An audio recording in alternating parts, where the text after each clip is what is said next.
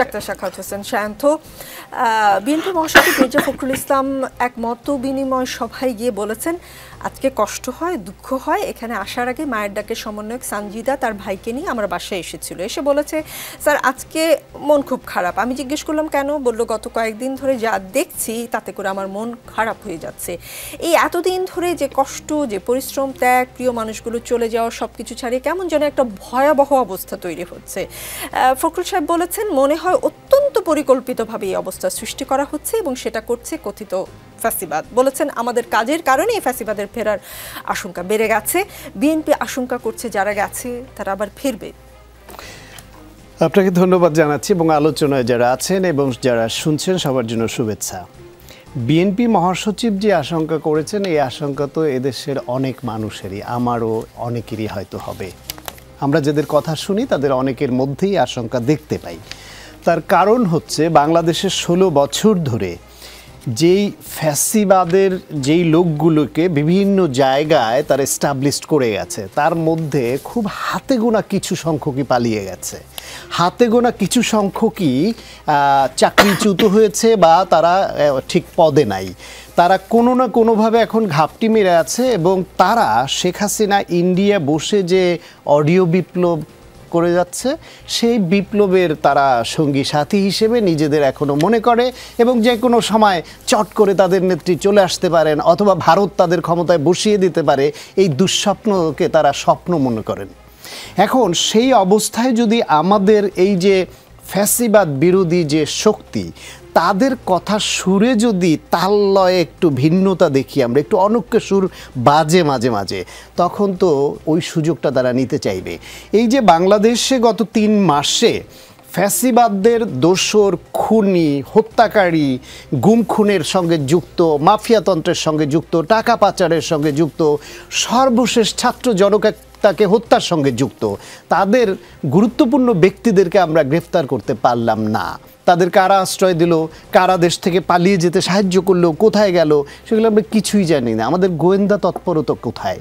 এই যে গত কিছুদিন ধরে বিভিন্ন শিক্ষা প্রতিষ্ঠানে যা ঘটছে, চিটাগাংয়ে যা ঘটলো, এটা তো হুট করে কোনো বিপ্লবী সংগঠন নয় যে হুট করে ঘটিয়ে হুট করে চলে গেল।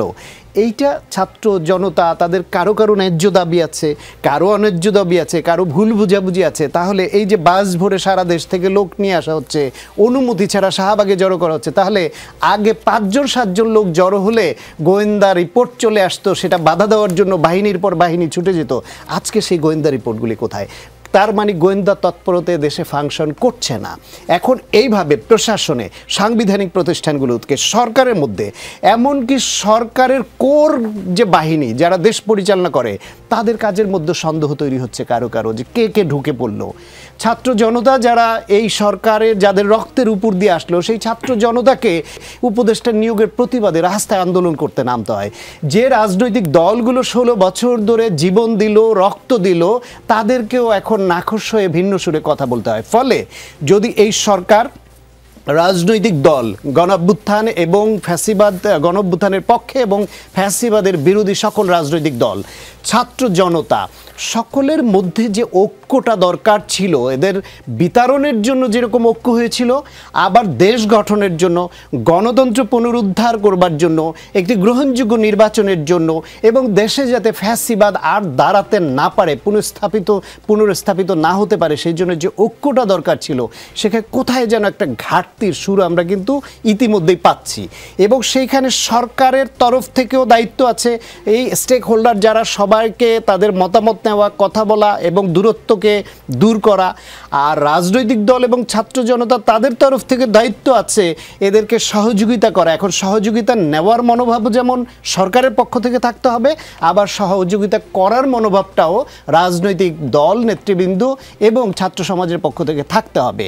ইতিমধ্যে একটু ঘাটতি কোথাও কোথাও লক্ষণীয় হচ্ছে, সে কথাই তিনি হয়তো ইঙ্গিত করেছেন। কিন্তু এই চট্টগ্রামের ঘটনার পরে অভূতপূর্ব ঐক্য আমরা আবার লক্ষ্য করছি। এটাই হচ্ছে ফ্যাসিবাদ বিরোধী যে ঐক্য।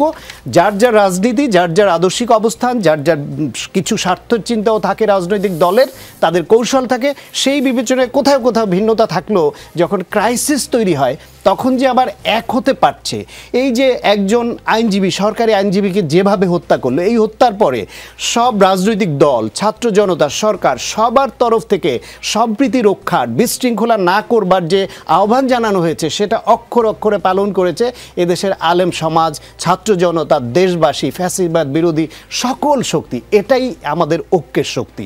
এইটা যদি আমরা বহাল রাখতে পারি তাহলে বিএনপি মহাসচিব বা অনেকে যে আশঙ্কা করছেন সেটা হয়তো বাস্তবে রূপ নেবে না। কিন্তু যদি আমরা এই ঐক্যটা বিনষ্ট হতে দেই, নিজেদের মধ্যে বিভেদ তৈরি করি, ব্যক্তি স্বার্থ বা দলীয় স্বার্থকে বড় করে দেখি, অথবা সরকারের চেয়ারে যারা বসছেন তারা নিজেদেরকে একটু ভিন্ন শ্রেণীর ভাবতে শুরু করেন, যেটা যারাই যখন চেয়ারে বসে তাদের মধ্যে ভাবটা চলে আসে, তাহলে সমস্যা হবে। জি।